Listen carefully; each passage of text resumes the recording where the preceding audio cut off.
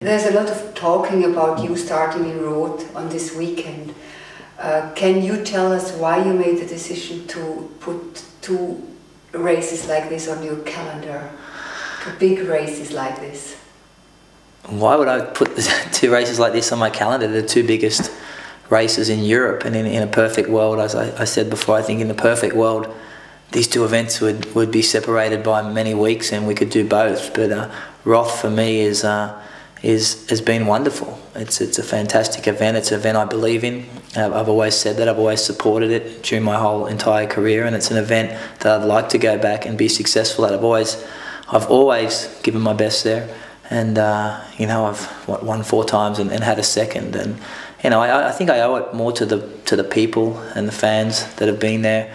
You know, it's an amazing experience, an amazing race, and after doing Frankfurt and having competed in Roth, they both have immense strengths and weaknesses, and they're both beautiful events on the global triathlon calendar. And you know, I don't disrespect the guys who I'm competing against in Roth that much that I think 7 days after a race I can walk in and take on a Bjorn Sindbale and a Francois Chabot and a Kieran Doe and these type of athletes, Patrick Vernet, and smack them apart. I'm not that good, you know, but for me it's not about the competition. It's about going back there and being a part of the wonderful festival that is Challenge Roth. 3 days after the big race in Frankfurt, the Ironman Germany, can you talk to us a little bit about this race? Yeah, it was a wonderful event, everything I expected it to be. You know, it's one of the biggest, if not the biggest event in Europe now, and one of the biggest races in the world. So the race directors and the people who organised the event obviously pulled together an amazing field, and you know, I prepared meticulously for the race. I had a lot of expectation on myself and by others, and you know, it was everything I expected it to be. I worked very hard in training and spent a lot of time away from my family to get the result, and it feels very nice to have won the race against the field that was assembled. I think, you know, it's not so much winning an event, it's the people in the event that make you earn a title, and you know, you just have to look how close the event was this weekend, and Nico really made me push very hard to get the title, and that makes it even more satisfying. Any special memories? Yeah, the event itself, what an amazing course to put an Ironman in a major hub, a major city in the world is just absolutely incredible. And you know, the spectators on the run course were amazing, and that finish shoot is absolutely incredible. But I think the most satisfying thing for me was getting under 8 hours. Everybody told me it was impossible, and you know, I'd prepared very well. I knew I was in very good form. I came here to Germany 4 weeks before the race. I had a very solid performance in Quelle, so the form was definitely there, and I had, you know, I knew there was something special in me. I just had to deliver with the goods, and the conditions had to be very nice. So to go under 8 hours, to break the course record, and to go under 8 hours to things that they said were very hard to do, is always satisfying, and I commend the race director, and I commend the athletes behind me for pushing me so hard. I think it was a fantastic dress rehearsal for Kona. You know, Ironman racing is evolving.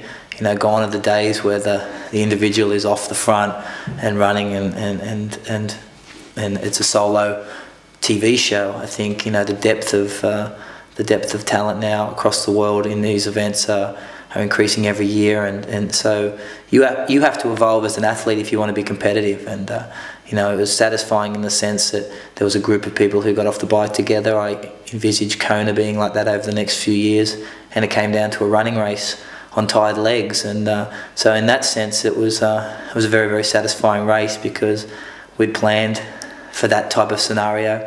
We've been working on that type of scenario. I expect, like I said, Kona to be very similar.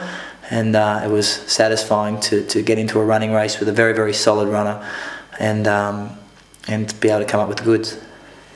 And how does your body and how does your mind feel today, 3 days later?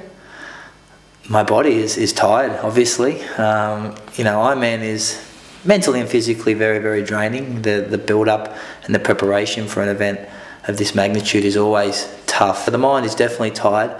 You know, the sleepless nights building up into the event, and the doubts and the fears building up. Then obviously delivering the race and doing 8 hours is physically very, very demanding. And then dealing with the problems and the issues you have, both mentally and physically within the race, take a lot from you. So yeah, I'm definitely tired and definitely fatigued, but there's this inner feeling of satisfaction and bliss that overrides that feeling of fatigue.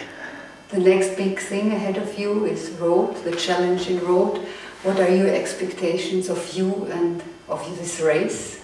You know, I want to go to Challenge Roth because the event has been wonderful to me. You know, it's an event I grew up in.